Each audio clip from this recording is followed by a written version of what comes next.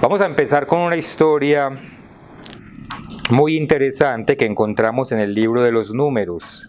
Si me quieren acompañar, por favor, a Números, en el capítulo 12, y empecemos en el versículo 1. Números 12, 1.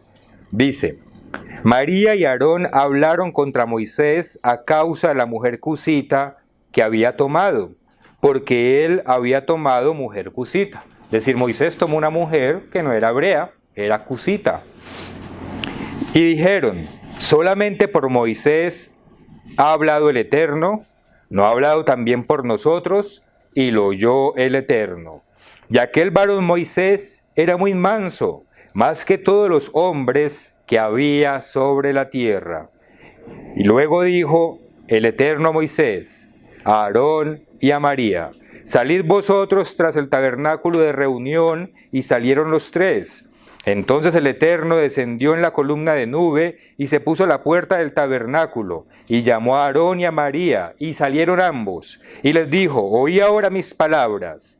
Cuando haya entre vosotros profeta del Eterno, le apareceré en visión, en sueños hablaré con él. No así a mi siervo Moisés, que es fiel en toda mi casa. Cara a cara hablaré con él. Es un privilegio increíble, inefable el que tenía Moisés. Dice: cara a cara hablaré con él claramente y no por figura.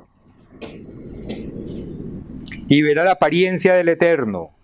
¿Por qué pues no tuviste temor de hablar contra mi siervo Moisés?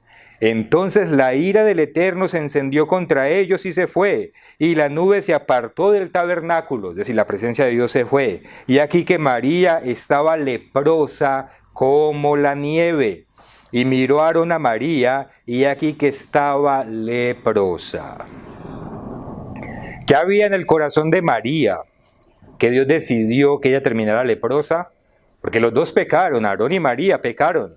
Sin embargo, Dios sabía que había en el corazón de ella para que el juicio de Dios, que son siempre juicios justos, haya sido que en este caso María termine con lepra. Aparentemente es un problema que había aquí entre mujeres, puesto que en todas las versiones que uno mira esto, siempre aparece María o Miriam como la primera. Puede que haya sido María la instigadora, de pronto un celo entre mujeres, que María sintió celos de la esposa de la mujer de Moisés, que era extranjera, e inició este problema, esta situación, y Aarón no supo de pronto manejarla. Lo sabrá Dios.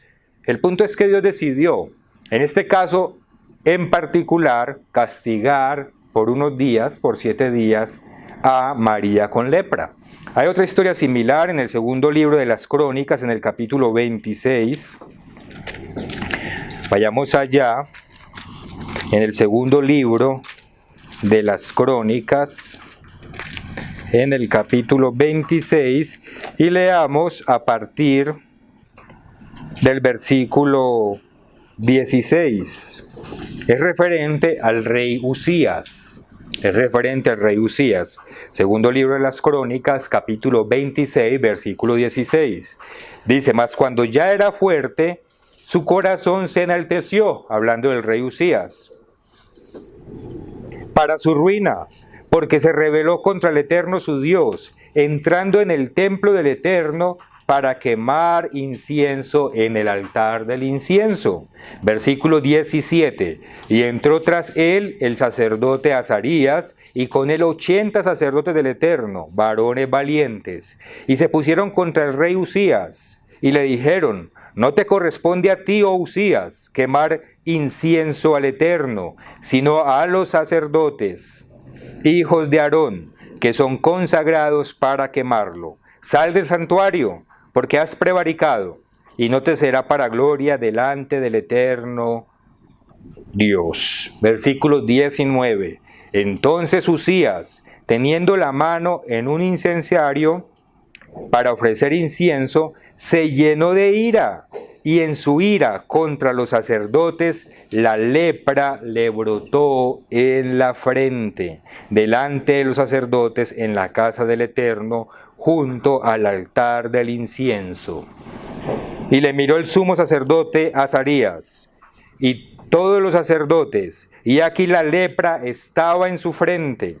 Y le hicieron salir apresuradamente de aquel lugar, y él también se dio prisa a salir, porque el Eterno lo había herido. Así el rey Usías fue leproso hasta el día de su muerte, y habitó leproso en una casa apartada, por lo cual fue excluido de la casa del Eterno. Y Jotam su hijo tuvo cargo de la casa de Israel, gobernando al pueblo de la tierra.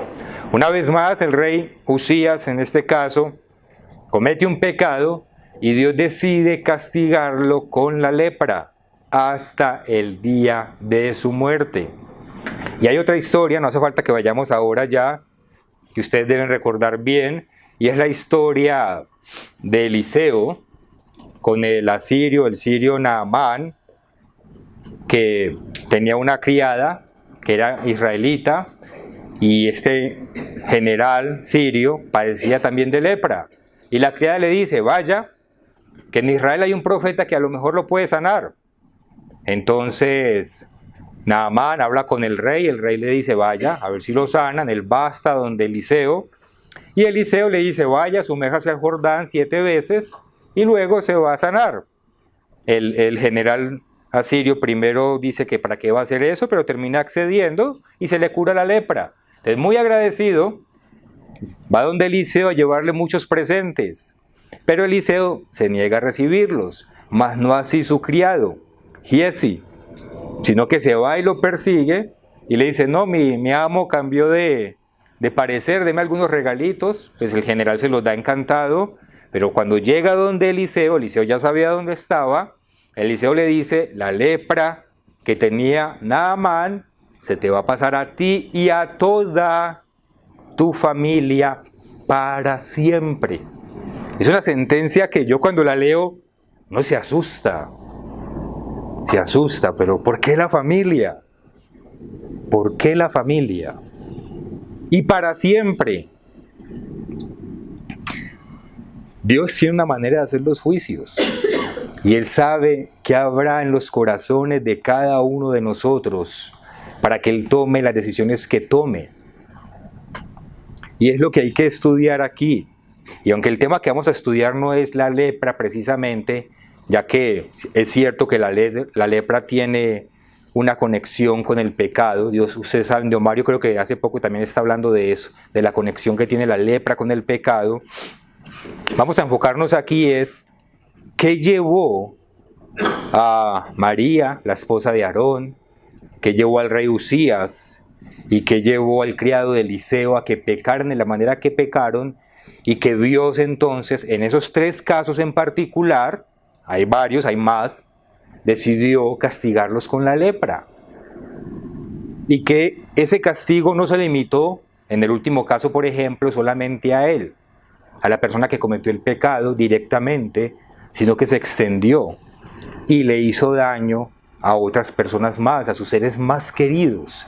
Y fue una sentencia para siempre. ¿Qué motivó a estas personas a pecar? A hacer comportamientos o a realizar comportamientos que ellos sabían que iban a traer malas consecuencias. Y la pregunta es para que nos la hagamos nosotros también ahora, en preparación para los días que se vienen. ¿Qué nos motiva a nosotros a pecar? ¿Qué nos motiva a infringir la ley de Dios? A unas sabiendas de que cada que infringimos una ley de Dios, vamos a tener consecuencias negativas y nos vamos a hacer daño, no solamente a nosotros, sino también a aquellas personas que nos rodean. ¿Qué nos motiva a pecar? Bien sabemos que el apóstol Santiago en su epístola nos da la respuesta. Acompáñenme a la epístola de Santiago en el capítulo 1, Santiago capítulo 1, y leamos a partir del versículo 13. Santiago capítulo 1, versículo 13.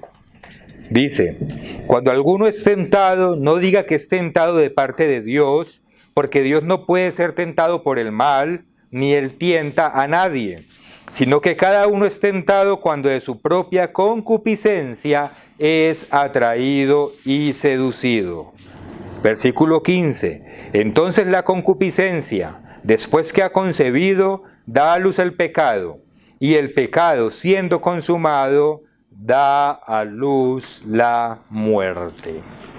Aquí el apóstol Santiago nos está explicando cómo llegamos nosotros a pecar. Y vamos a analizar estos versículos un poquito más, de una manera más detallada, para que profundicemos en este tema. Volvamos a leer el versículo 13. Dice: cuando alguno es tentado, no diga que es tentado de parte de Dios, porque Dios no puede ser tentado por el mal, ni Él tienta a nadie. Entonces eso es claro para nosotros. Dios no tienta, Dios no lo hace. Dios no nos induce a cometer un pecado.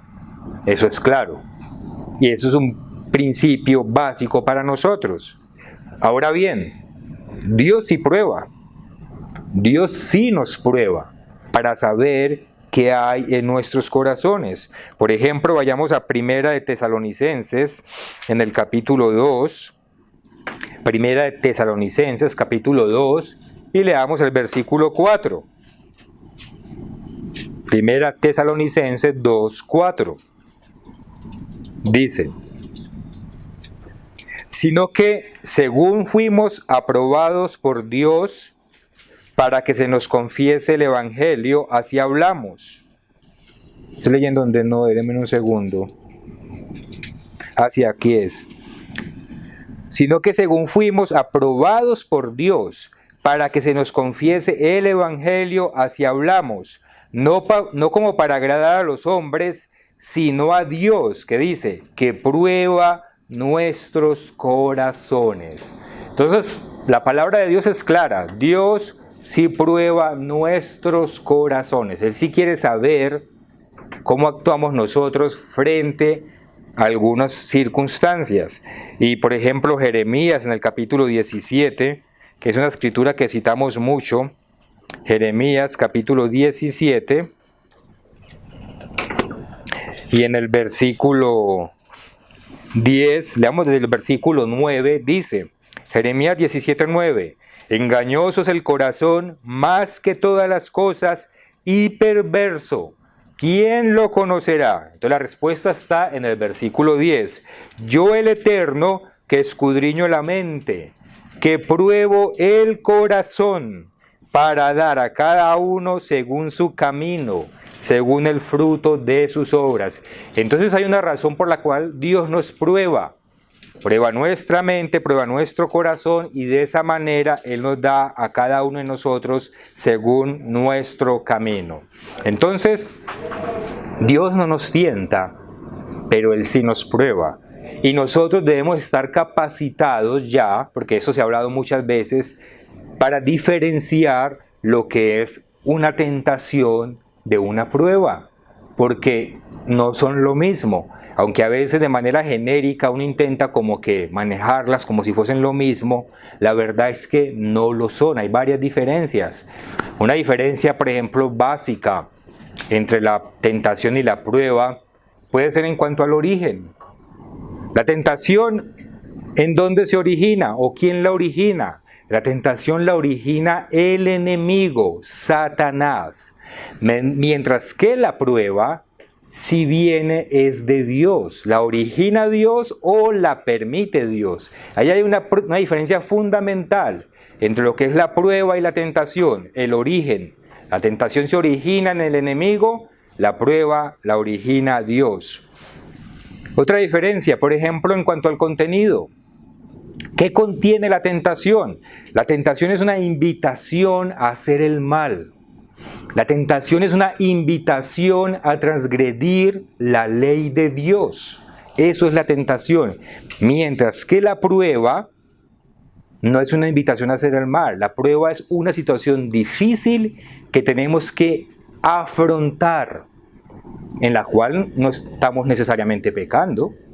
Es simplemente una situación difícil que Dios nos envía o que debemos afrontar. El contenido de la prueba es una tribulación, es una situación incómoda o difícil, pero no está relacionada con el pecado, como sí lo está relacionado la tentación directamente. Otra diferencia, la finalidad. La finalidad de la tentación es clara. hacernos pecar, hacernos caer en eso que Dios prohíbe, en transgredir la ley de Dios, los mandamientos. Esa es la finalidad de la tentación. La finalidad de la prueba, ya lo leímos, es para demostrarle a Dios qué hay en nuestro corazón, aún en los momentos más difíciles. Esa es la finalidad de la prueba. Es mostrarle a Dios que seguimos siendo fieles a Él, que no perdemos nuestra fe, aunque la situación que estamos viviendo no sea una situación fácil, sino que puede ser una tribulación o puede ser una angustia. Una prueba puede ser, por ejemplo, una enfermedad. Eso es una prueba. En la enfermedad no estamos pecando. Y a veces Dios se demora en mandarnos la sanidad. A veces no nos la manda, como le pasó al apóstol Pablo, que Dios le dijo, no te voy a sanar. Eso es una prueba. Entonces hay que seguir aferrados a Dios, aunque estemos atravesando esa situación difícil. Una prueba puede ser, por ejemplo, el día sábado en el trabajo. Ahí no estamos para nada transgrediendo la ley de Dios, es todo lo contrario. La prueba es guardar el sábado, es hacer el bien. Pero cuando en el trabajo nos dicen, si quieres seguir aquí trabajando, tiene que hacerlo también los días sábados, ahí llega la prueba. Y entonces ahí le mostramos a Dios qué hay en nuestro corazón. Si hay fe, si hay fidelidad, y creemos que aunque perdamos ese trabajo, si lo llegamos a perder, Él nos va a proveer todo lo que necesitamos o más adelante un trabajo mejor. Esas son pruebas. Nuestra familia. En todas partes tenemos a veces situaciones difíciles con nuestra familia. Hay familiares nuestros que se oponen a este camino. Pasa en todas partes, en todas las congregaciones. ¿Y qué tenemos que hacer? Tenemos que perseverar a pesar de que hayan familiares que se oponen, una esposa, un esposo, una madre, un hijo, que son inconvenientes para esto. Y hay que mostrarle a Dios fidelidad a Él y fe a Él más allá de aquellos seres queridos. No quiere decir eso que somos infieles con nuestros seres queridos, pero es una cuestión de prioridad. Primero Dios. Entonces, esos son pruebas. La tentación, en cambio, es esa seducción a hacer lo que no debemos hacer. Veamos en Deuteronomio, en el capítulo 8, que ahí se nos explica muy bien la razón de las pruebas. Deuteronomio, en el capítulo 8, en el libro del Deuteronomio, capítulo 8, y veamos el versículo 2. Dice, Deuteronomio capítulo 8, versículo 2, y te acordarás de todo el camino por donde te ha traído el Eterno tu Dios estos 40 años en el desierto, para afligirte. Mire lo que dice a continuación, para probarte, para saber lo que había en tu corazón, si habías de guardar o no sus mandamientos. Entonces, clarísima la finalidad de la prueba. Dios quiere saber si seguimos fieles guardando sus mandamientos, aunque estemos en un periodo de aflicción. Estamos viviendo algo que no es fácil para nosotros. La tentación, en cambio, como les decía, es seducirnos a robar, seducirnos a mentir, seducirnos al chisme, a la codicia o a cualquier otro pecado o cualquier otra transgresión de la ley de Dios. Veámoslo, volvamos a la epístola de Santiago donde estábamos leyendo, que ahí se explica a continuación. Santiago, capítulo 1, y volvamos a leer desde el versículo 13, para que sigamos en el contexto.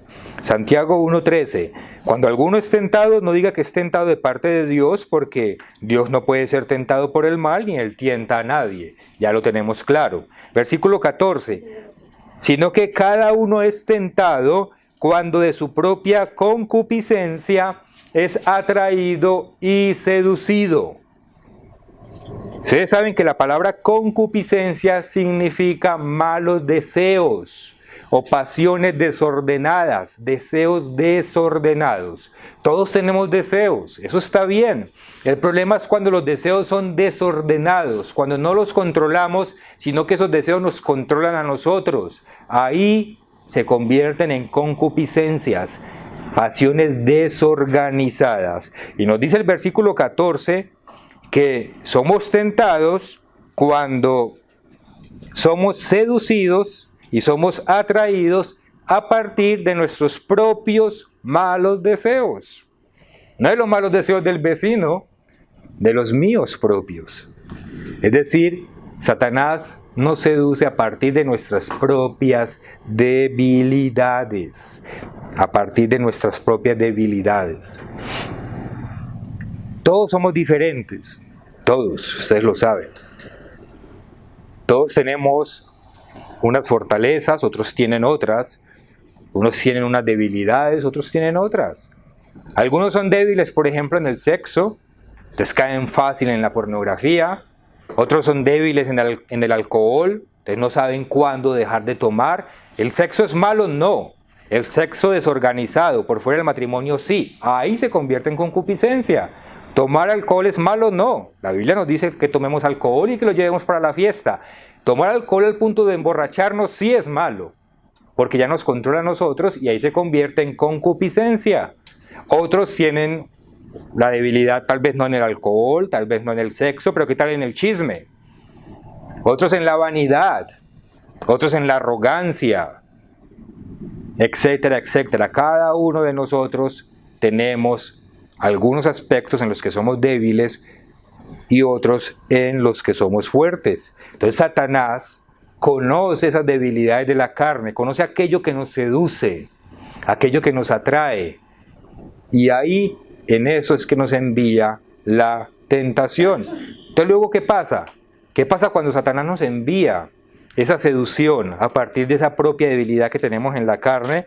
Versículo 15 dice, entonces la concupiscencia, es decir, esos malos deseos o deseos desorganizados, después que ha concebido, da a luz el pecado, y el pecado, siendo consumado, da a luz la muerte. Da a luz la muerte. Es decir, que cuando esa concupiscencia nos logra atrapar, nos logra seducir, ahí surge, ahí se complementa el pecado. Recapitulemos. Primero, todos somos tentados, todos. No por Dios, Dios no tienta, pero sí por el enemigo. Segundo, todos somos tentados a partir de nuestra propia carnalidad, a partir de mi propia debilidad, de esos deseos que yo no soy capaz de controlar. Y cuando yo me dejo seducir, cuando yo me dejo atraer, ahí en ese momento se consuma el pecado o se completa el pecado, porque ahí mismo me atrapa. Y cuando ese pecado me ha atrapado, ya se da a luz la muerte, porque la paga del pecado es la muerte. Aquí dice, versículo 15, entonces la concupiscencia después que ha concebido. Ustedes saben que la palabra concebido viene del griego sulambano, que quiere decir atrapar o quiere decir capturar. Entonces podemos leer esto. El versículo 15 se puede leer así, entonces los deseos desorganizados, la concupiscencia, después de que nos han atrapado, después de que nos han capturado, o sea, que ha concebido, da a luz el pecado. Ahí surge el pecado. Y el pecado, siendo consumado o completado, da a luz la muerte, porque como está en Romanos 6:23, la paga del pecado es la muerte. Es la muerte. A partir de que yo me dejo seducir, entonces soy atrapado y ya se ha consumado o se ha completado el pecado. ¿En qué momento se consuma el pecado? Es decir, ¿en qué momento se completa? ¿En qué momento ya pequé? ¿En qué momento ya pequé? Porque la tentación por sí sola no es pecado. Es decir, el hecho de yo ser tentado por ese solo hecho no he pecado todavía. Jesús fue tentado en todo y sin embargo Él nunca pecó. Sin embargo Él nunca dio a luz el pecado porque Él no se dejó capturar no se dejó atrapar por esa tentación. Vayamos, por ejemplo, a Hebreos, en el capítulo 14, en la epístola a los Hebreos, una epístola más atrás, Hebreos, en el capítulo 4, no 14, sino 4, versículo 18. Veamos el 15, Hebreos 4:15. Dice: porque no tenemos un sumo sacerdote que no pueda compadecerse de nuestras debilidades, Hebreos 4:15, sino uno que fue tentado en todo, según nuestra semejanza. Es decir, Cristo fue tentado en todo como nosotros, pero sin pecado. Cristo no dio a luz el pecado. ¿Por qué? Porque Él no se dejó capturar por ese pecado. Entonces, la tentación en sí misma, el que nos llegue la tentación, aún no hemos pecado. Aún no hemos pecado. ¿En qué momento se consuma o surge entonces ese pecado? Cuando exteriorizamos ese acto por el cual somos tentados. No. El pecado se consuma o se completa en el momento en que esa tentación logra conquistar nuestra mente y logra conquistar nuestro corazón, aún antes de exteriorizarlo en el mundo material. Cuando la tentación llega y logra seducirnos, nos atrapa. Ahí, en ese momento en el que quedamos atrapados en nuestra mente y en nuestro corazón, que quedamos conquistados por ese pecado, en ese momento el pecado se consuma. Así todavía no lo hayamos exteriorizado. Ustedes saben, por eso nuestro Señor Jesucristo dijo lo siguiente en Mateo. Acompáñenme al Evangelio de Mateo, en el capítulo 5. Mateo capítulo 5, y leamos por ejemplo el versículo 22. Mateo capítulo 5, versículo 22. Pero yo os digo que cualquiera que se enoje contra su hermano será culpable de juicio. Es decir, a partir del enojo mismo ya somos culpables de cometer, cuando nos enojamos sin causa, eso lo hemos explicado antes, somos culpables de cometer homicidio. Pero leamos por ejemplo el versículo 27, Mateo 5, 27. Oísteis que fue dicho, no cometerás adulterio. Pero yo os digo que cualquiera que mira a una mujer para codiciarla, ya adulteró con ella en su corazón. Entonces el pecado se consuma desde que logra conquistar nuestra mente y nuestro corazón. A partir de ese momento está consumado. Cuando se queda aquí y aquí ese deseo, y no fue bloqueado, sino que me quedé recreándome en él. ¿Por qué? Porque ustedes saben que los pensamientos están conectados al corazón. Trabajan juntos, no son independientes. Proverbios capítulo 19, veamos solamente un ejemplo. Proverbios 19, versículo 21.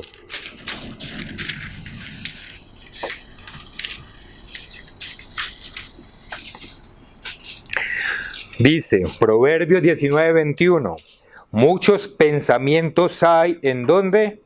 En el corazón del hombre. Muchos pensamientos hay en el corazón del hombre. Entonces, el pensamiento es en realidad un proceso que abarca la mente y abarca el corazón. Están entrelazados, trabajan juntos, no son independientes el uno del otro. Por eso el apóstol Pablo nos habla de llevar cautivo todo pensamiento a la obediencia a Cristo. Habla del pensamiento, no habla de los actos, no habla del comportamiento que yo exteriorizo en el mundo real, lo cual sí hay que hacer, pero nos lleva antes de eso aún. nos lleva al pensamiento. Veámoslo, por ejemplo, en 2 de Corintios, en el capítulo 10. 2 de Corintios 10, que aquí el apóstol Pablo está haciendo una defensa de su ministerio. Dice el versículo, leamos desde el versículo 4, 2 de Corintios 10, 4. Porque las armas de nuestra milicia no son carnales, sino poderosas en Dios para la destrucción de fortalezas. Versículo 5. Derribando argumentos y toda altivez que se levanta contra el conocimiento de Dios, y llevando cautivo todo pensamiento a la obediencia a Cristo. Luego la obediencia a Cristo empieza en la mente. La obediencia a Cristo no empieza ya cuando estoy ejecutando el acto material, no. Empieza en la mente, desde nuestros pensamientos, pensamientos que van enlazados a nuestro corazón. Por eso lo leímos, lo que dijo Jesucristo en Mateo 5. El adulterio no es ir y acostarme con aquella mujer que no es mi esposa. El adulterio es desear esa mujer que no es mi esposa aquí y aquí. Mente y corazón, porque están entrelazados. Obedecer las leyes de Dios, los mandamientos y todos sus estatutos, esa obediencia comienza en la mente y en el corazón. ¿Por qué? Porque según la forma de nuestro corazón, son también nuestros pensamientos. Porque nosotros somos el resultado de lo que pensamos y de lo que deseamos. Todo en nuestra vida, la forma en que hablamos, nos vestimos, lo que comemos, cómo vivimos, simplemente es el resultado de lo que pensamos y de lo que deseamos. Y Dios, como ya lo leímos, que conoce la mente y el corazón, desde ahí ya sabe quiénes somos. Para Dios no podemos ser hipócritas, porque nosotros podemos manejar una apariencia, ¿correcto? Podemos mostrarnos de una forma a algunas personas y luego la persona da la espalda y ya somos de otra manera. O estamos en un espacio comportándonos de una manera y en otros espacios nos comportamos de otra manera. Y eso el ser humano lo puede manejar y lo puede manipular. Y algunos con mucha habilidad. Pero para Dios no. Dios sabe, porque Dios nos conoce desde lo que hay aquí adentro. Él sabe que nuestra forma empieza adentro. Proverbios 23, capítulo 23, versículo 5. Proverbios 23.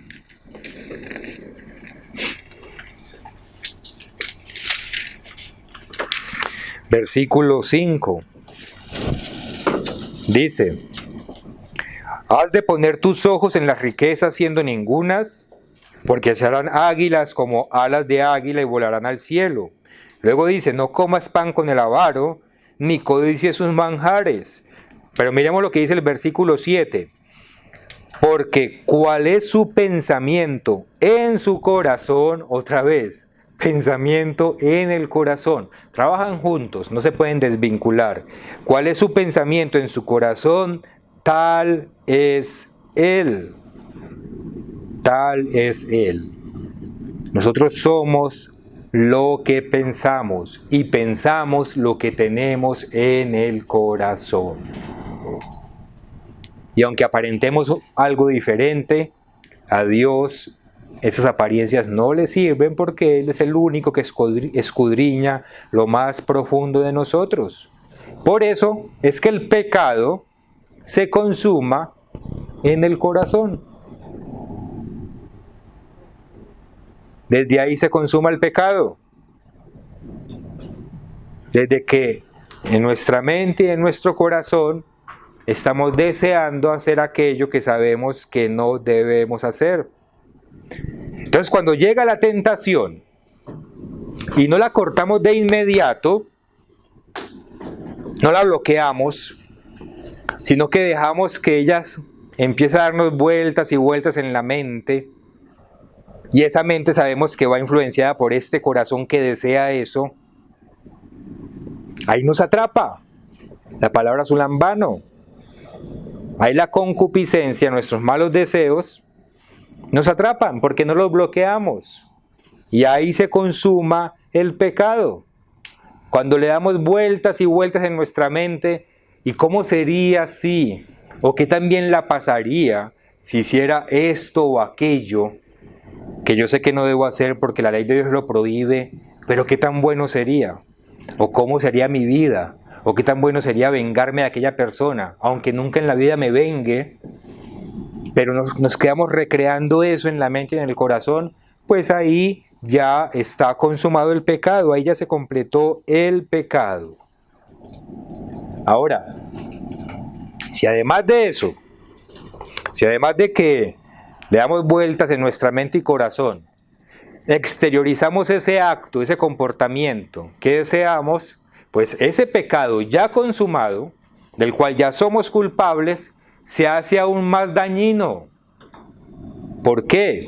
Porque ya no solamente nos estamos haciendo daño a nosotros mismos, sino que también dañamos de manera más directa a nuestros seres queridos o a otras personas. Si yo codicio lo que él tiene de mala manera y se queda aquí en mi pensamiento, pequé. Pero si además de eso le robo el celular, le estoy haciendo un daño a él, lo estoy empobreciendo. Entonces eso es ya un pecado exteriorizado, el cual es más dañino.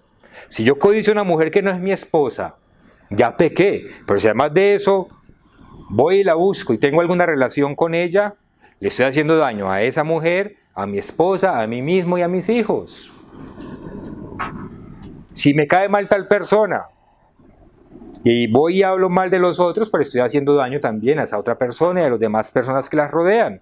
Entonces, el pecado cuando se exterioriza, que ya es pecado y ya somos culpables, como la lepra, ¿no? Daña a otras personas. Daña a otras personas. Y a los que más queremos. Así es como funciona el pecado cuando lo exteriorizamos. Y aquí es importante aclarar que tener un sentimiento o un deseo no es una excusa para hacer lo que no debemos. Por ejemplo, los que tienen deseos de carácter sexual indebidos. Es que yo lo siento, yo lo deseo en mi corazón. Pues por eso tenemos que negarnos a nosotros mismos, porque eso son concupiscencias. Ustedes saben que eso es un argumento muy a favor de aquellas personas que tienen inclinaciones indebidas de carácter sexual, porque lo desean, porque lo sienten en su corazón, entonces ya se argumentan con eso, pero uno siente muchas cosas en su corazón. Los hombres casados, no es que las demás mujeres se volvieron feas automáticamente, no, ya estamos casados y ¿qué tenemos que hacer? Tenemos que enfocarnos en nuestra esposa y bloquear los deseos que pueda enviar, las tentaciones que pueda enviar Satanás de otras mujeres. Desear una casa bonita no tiene nada, pero ya desearla al punto de codiciarla para robar o hacer otras cosas para obtenerla, ahí es donde está el problema. Entonces, hay que tener cuidado con esos argumentos de que porque tenemos el sentimiento o el deseo, ya es legítimo, no. Los deseos hay que saberlos controlar y hay que bloquear aquellas cosas que se desean, pero que son en contra de la ley de Dios, porque se vuelven en deseos desordenados. Son deseos desordenados. Y el deseo desordenado siempre trae una mala consecuencia y hace daño. Además, hay que tener en cuenta que cuando nosotros nos dejamos atrapar, capturar por la tentación, nos hacemos siervos del enemigo. Nosotros, como discípulos de Cristo, nos hacemos siervos de Satanás. Nos hacemos sus esclavos, por eso el pecado esclaviza. Y cuando estamos cometiendo un comportamiento, realizando un comportamiento que constituye pecado, ya no es Dios quien se refleja en nosotros, es el enemigo quien se refleja en nosotros. Ya no somos el reflejo de Dios, somos el reflejo de Satanás.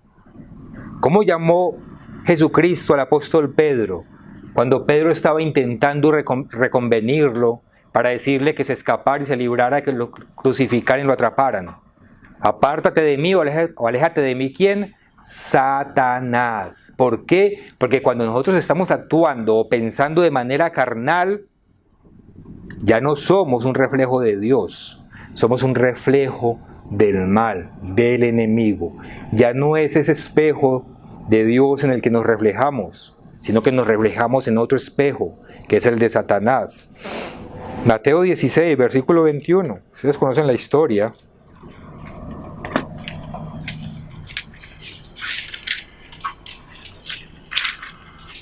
Mateo 16, versículo 21 dice: desde entonces comenzó Jesús a declarar a sus discípulos que le era necesario ir a Jerusalén y padecer mucho de los ancianos, de los principales sacerdotes y de los escribas, y ser muerto y resucitar al tercer día. Entonces Pedro, uno no puede decir que Pedro tenía malas intenciones. Pedro, tomando la parte, le dijo: Señor, pues tenga compasión de usted. En ninguna manera le acontezca esto. Pero él, es decir, Jesús, volviéndose, dijo a Pedro: quítate de delante de mí, Satanás, me eres tropiezo, porque no pones la mira en las cosas de Dios, sino en la de los hombres. Cuando nosotros pensamos de manera carnal y no espiritual, estamos reflejando al enemigo. Cuando tenemos las cosas puestas en este mundo material y no en el espiritual. Y eso se puede confirmar en Juan, en el capítulo 8, en el Evangelio de Juan, un poco más adelante. Juan 8, versículo 44.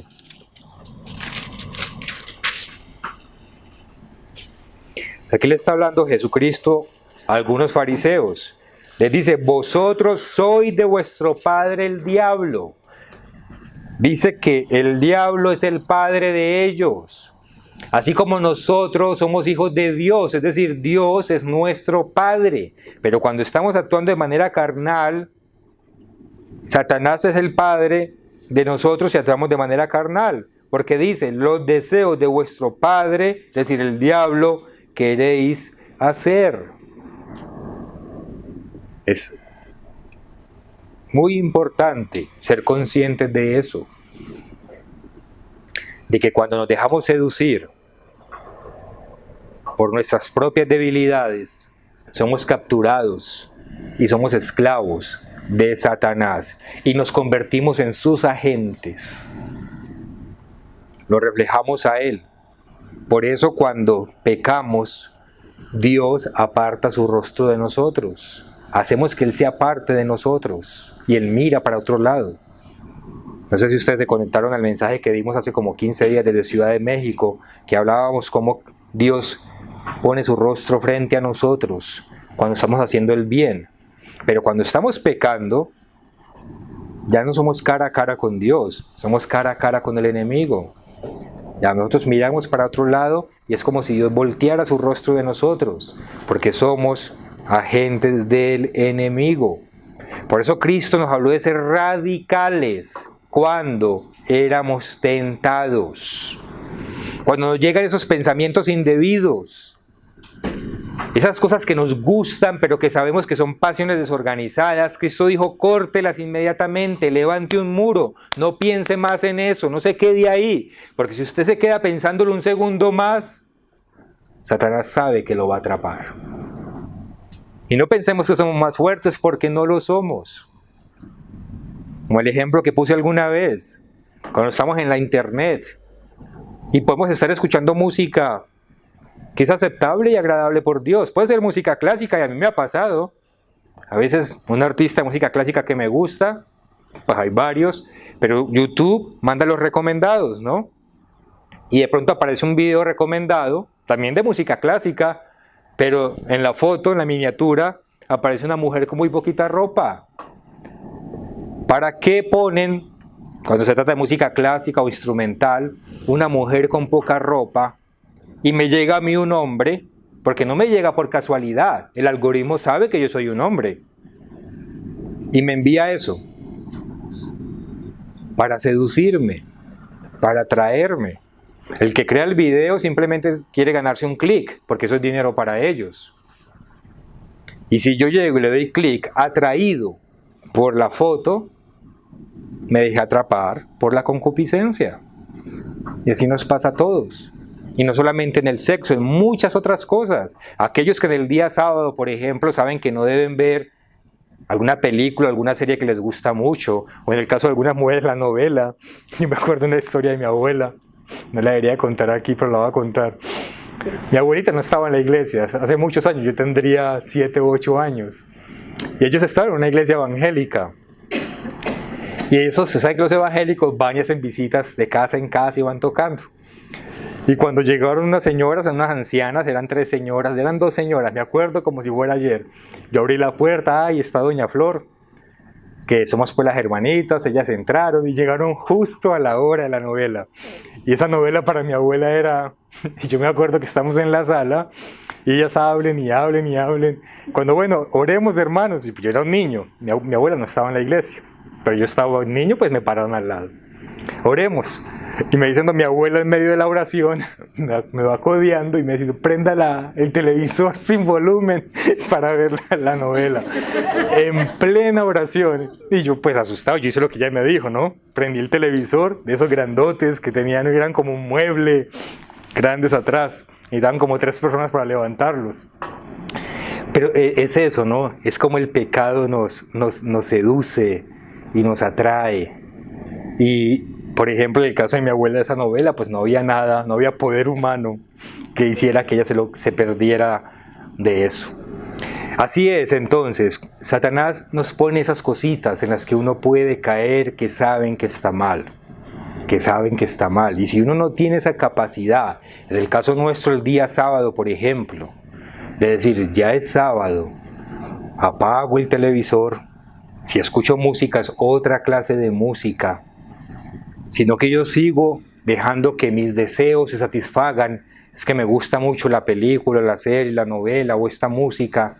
Si estoy en el celular y sigo viendo horas y horas videos que nada aportan, simplemente eso es pantano para la mente. Ahí estoy siendo atrapado por la concupiscencia, soy esclavo de Satanás. Y pensamos, no, es que no tiene nada de malo, los videos no tienen nada de malo. Pues nada más hacen que nos olvidemos de Dios el día sábado, ¿les parece poco? Nada más hacen que en lugar de leernos algunos versículos o salmos, sigamos llenando nuestra mente de pantano pegajoso, porque eso no aporta nada. O sea, sí tiene de malo y tiene mucho. Y es tiempo que perdemos ante Dios. Y es fácil caer en eso, es muy fácil, yo me incluyo, es muy fácil. Porque esos aparatos están hechos para trabajar de acuerdo a nuestras concupiscencias. A mí me gustan las noticias, entonces ¿qué me envía todo el tiempo el celular a mí? Noticias. ¿Qué tiene malo las noticias? Pues no, nada. Pero si me quedo todo el tiempo ahí pegado, ya sí tiene algo de malo, porque es una pasión desorganizada. Es una pasión que yo no controlo, sino que me controla a mí. Y ahí me vuelvo su esclavo. Entonces yo espero que estemos entendiendo lo que nos explica la palabra de Dios, de cómo somos atraídos y seducidos a partir de lo que nos gusta hacia el mal. Por eso Cristo dijo, hay que ser radicales cuando nos llega la tentación. Volvamos a Mateo 5. Mateo 5, versículo 29. Veamos desde el versículo 28. Mateo 5, 28. Pero yo os digo que cualquiera que mira a una mujer para codiciarla, ya adulteró con ella en su corazón. Versículo 29. Por tanto, si tu ojo derecho te es ocasión de caer, sácalo y échalo de ti, pues mejor te es que se pierda uno de tus miembros y no que todo tu cuerpo sea echado al infierno. Y si tu mano derecha te es ocasión de caer, córtala y échala de ti, pues mejor te es que se pierda uno de tus miembros y no que todo tu cuerpo sea echado al infierno. Es decir, Cristo nos está diciendo, debemos ser radicales combatiendo la tentación. Si no somos radicales, si no cortamos esas cosas que sabemos que nos van a seducir, vamos a quedar atrapados en ellas. Si sabemos que somos débiles en un aspecto o en otro, pues cortemos el acceso a eso. Es lo que está diciendo, no que nos saquemos el ojo, eso lo entendemos. Es cierre su ojo, no mire para allá. Cambie su ruta al trabajo, a la casa o a la escuela. Cambie de amigos, si sus amigos son mala compañía.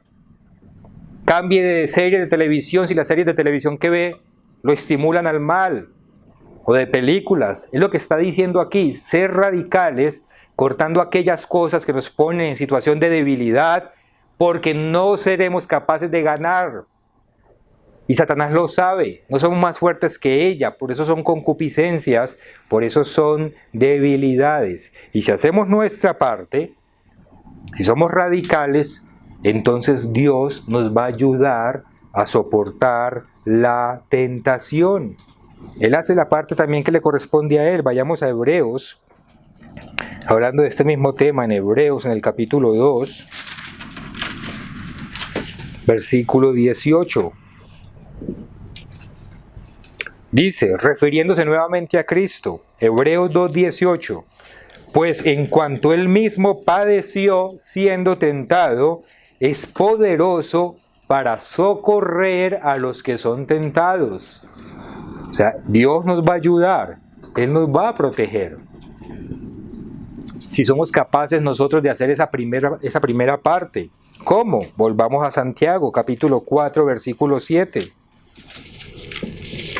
Santiago 4:7. Dice,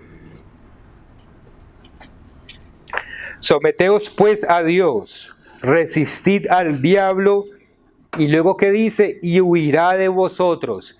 ¿Quién envía la tentación? La envía el diablo, la envía Satanás. Aquí dice, someteos a Dios, llevar cautivo todo pensamiento a la obediencia a Cristo, como nos lo dijo el apóstol Pablo. Luego, resistí al diablo. ¿Y qué pasa en consecuencia?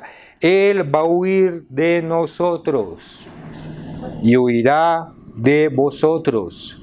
Es decir, Dios nos defiende. Dios envía a sus huestes de ángeles a que alejen a Satanás y a sus demonios. Una vez nosotros resistimos la tentación, si salimos corriendo, si huimos de ella, ya va a desaparecer la tentación. Ya va a desaparecer. Ese deseo que teníamos hacia lo indebido pasa. Una vez nosotros la bloqueamos directamente. ¿Por qué? Porque ya esa onda que envía el príncipe, la potestad del aire, ya no va a seguir ahí. Que Dios va a hacer su parte y nos va a ayudar a que eso quede bloqueado. Pero hay que hacer nuestra parte. Hay que no dejarnos atrapar. Y no es que Satanás nos vaya a perseguir todo el día, todo el tiempo, constantemente. Hacemos nuestra parte y Dios entonces hace la suya y bloquea la tentación. Ahora, mañana será otro día, ¿no? Y hay que volver a la lucha y así sucesivamente. El punto es que llega un momento en que eso que era debilidad, que era una concupiscencia de nuestra carne, se convierte en una fortaleza. Y ya, aunque veamos el estímulo, lo vamos a resistir. ¿Por qué? Porque fortalecimos aquello en lo que éramos débiles. Dios nos va a dar esa fortaleza y ahí se da el crecimiento. Y se da la madurez que Dios espera de nosotros.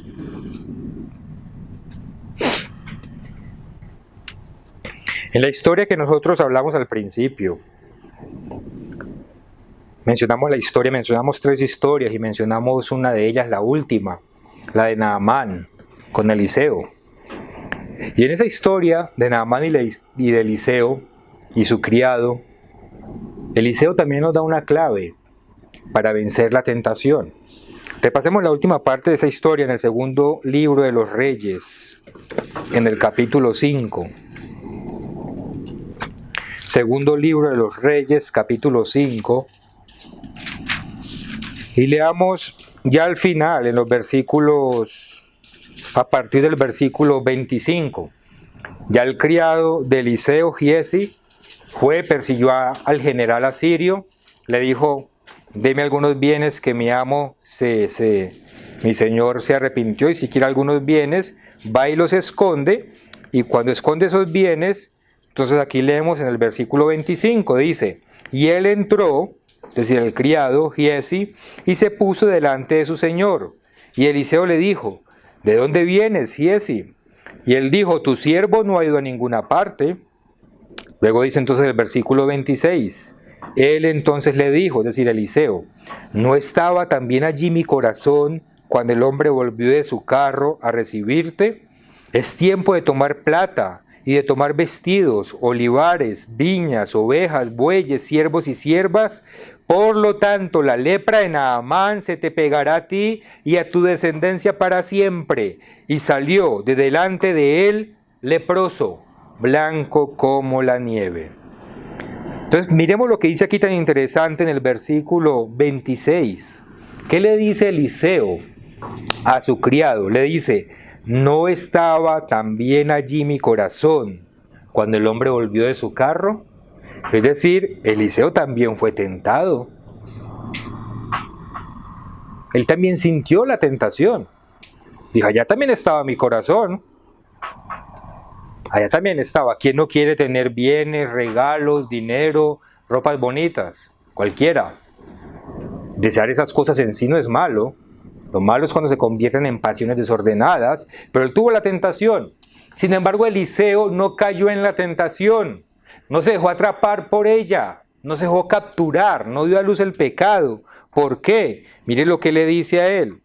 Dice, la última parte del versículo 26, es tiempo de tomar plata y de tomar vestidos, olivares, viñas, ovejas, bueyes, siervos y siervas. Es decir, el corazón de Eliseo no estaba en las cosas materiales, estaba enfocado en las cosas de Dios.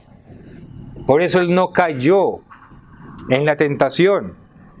Y uno puede pensar, ¿y qué tiene de malo si Eliseo recibe un regalito? Pues él, cierto, pues al fin y al cabo, Naamán quedó sanado de la lepra. No se le estaba robando a nadie, simplemente va al presente, aquí sí, y él lo recibe.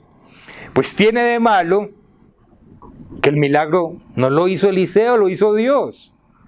Que la honra no era para Eliseo, era para Dios. Y Eliseo no cayó en la trampa.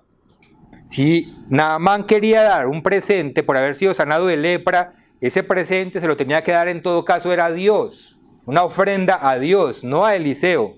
Y Eliseo, siendo un profeta maduro, convertido, lleno del Espíritu de Dios, no cayó en esa cáscara de banano. Y dijo, no le recibo nada. ¿Por qué? Porque no se llevó la honra para él. Satanás es muy astuto. Y si Eliseo le dice, bueno, regáleme un talento de plata o unos vestidos, después lo va a llamar Dios de quién era la honra, suya o mía. No sé por qué recibe regalos que no le corresponden. Pero Eliseo convertido, era tremendo profeta de Dios, hacía tremendos milagros y no cayó en eso. Su criado, por otro lado, tal cual su corazón, tal cual era él, lleno de codicia, lleno de deseos de cosas materiales, sí se fue y persiguió a este general y se quedó con los bienes para él. Y como consecuencia, quedó con lepra para toda la vida él y su descendencia. Porque la lepra, ustedes saben que es como el pecado, o más bien el pecado es como la lepra. Una vez entra dentro de nosotros, nos empieza a consumir lentamente. Saben que la lepra lo que hace es pudrirnos en vida. La carne se va pudriendo. Eso hace el pecado, va pudriendo nuestro espíritu. Poco a poco. Y va creciendo como crece la lepra. Y va haciendo daño. Y como la lepra, el pecado es contagioso. Daña a los que están cerca de nosotros. Los daña desde el punto de vista de que los demás nos ven y pueden también caer en el mismo error que nosotros, hacer las cosas malas que hacemos por imitación. O los daña como las consecuencias del pecado que hacemos, según los ejemplos que ya vimos. Que la lepra lo va corrompiendo todo, lo va destruyendo todo, lo va dañando todo, aún a nuestros seres queridos. La persona con lepra, ustedes saben el estudio que hizo don Mario, que está también ahí, era apartada del pueblo. No podía estar en el pueblo. Asimismo, el pecado nos aparta de Dios y nos aparta del pueblo. Una persona que se desvía, lo primero que hace es irse de la iglesia y empieza a vivir en su contaminación. Pero como estaba en el sermoncillo, como nos lo explicó hoy don Miguel en el sermoncillo, hay que arrepentirnos. Es lo único que nos libra de las consecuencias del pecado y de la lepra. Ese verdadero arrepentimiento. De lo contrario, el pecado nos lleva a la muerte como la lepra nos lleva al pecado. Pero cuando hay arrepentimiento verdadero y genuino, la lepra es sanada. El pecado es quitado. Somos admitidos nuevamente dentro del pueblo de Dios. Es decir, Dios vuelve y nos recibe ante su presencia para estar cara a cara con Él. Y eso es lo bonito también de la Pascua, como Él lo explicó, en la que conmemoramos el pacto en el cual sabemos que tenemos un Dios misericordioso que siempre que nos arrepentimos, si hay arrepentimiento sincero, nos va a perdonar. Y Él nos perdona. Siempre lo hace. Y nos quita la lepra. Y dejamos de ser contagiosos. Y dejamos de hacerle daño a nuestros seres queridos y a nosotros mismos. Y otra vez seguimos caminando ante su presencia, creciendo en gracia y en madurez. Y aprendiendo las lecciones. Tanto nosotros, los que vivimos la experiencia, como las personas que nos rodean. Y por eso, como se nos dijo en el sermoncillo, de aquí a la fiesta, a prepararnos a la fiesta de la Pascua, a prepararnos para tomar esa Pascua con mucha conciencia, siendo conscientes de todo lo que significa, del amor de Dios, de la misericordia que siempre nos perdona, de dejar siempre los juicios en manos de Dios, los juicios que le corresponden a Dios. Porque nosotros juzgamos aquellas cosas que están en nuestras manos, como cuando tomamos una decisión u otra, eso es un juicio. Pero hay juicios que le corresponden a Dios, nunca a nosotros. Y nunca debemos meternos en un juicio que no nos corresponde. Siempre aceptar la voluntad de Dios. Nosotros no condenamos a nadie, ni tampoco exoneramos a nadie, porque no tenemos el poder, eso es de Dios. Nosotros tenemos es que pedirle a Dios siempre misericordia por nosotros, por nuestros seres queridos, aprender, porque la palabra es clara, el que esté firme, mire que no caiga, porque todos tropezamos hoy, antes o después. Pero hay que esforzarnos a seguir adelante ante Dios, prepararnos para saber vencer las tentaciones del enemigo y saber crecer ante Dios. Y llegar a esta Pascua que se aproxima con la actitud correcta, sabiendo que necesitamos todos nosotros el perdón de Dios y siendo muy agradecidos con Él, porque sabemos que si estamos arrepentidos lo vamos a recibir, porque su misericordia siempre es grande y es infinita. Y sobre todo, que lleguemos ante la presencia de Dios, los que somos bautizados, con algo que entregarle, con frutos de crecimiento, frutos de madurez, frutos de perdón. Que si no llegamos con esa actitud a la Pascua, bien sabemos que podemos estar tomando una Pascua indigna. Pero si llegamos con la actitud correcta, Dios nos va a recibir y vamos a tener una Pascua con toda la dignidad que Él espera que la tengamos.